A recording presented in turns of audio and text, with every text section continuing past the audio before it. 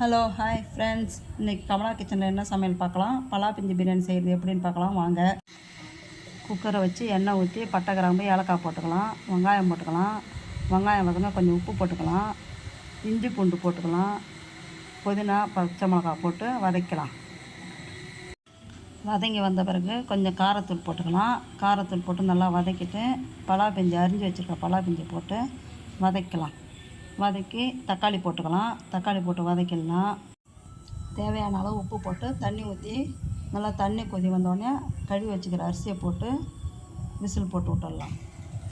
கொஞ்சம் நெய் விட்டு குக்கரை மூடிடலாம். மூடி 3 விசில் வந்தோடனே பலா பிஞ்சு பிரியாணி ரெடி. சுட சுட நீங்களும் வீட்டில் ட்ரை பண்ணிவிட்டு எப்படி இருக்குன்னு கமெண்ட்டில் சொல்லுங்கள்.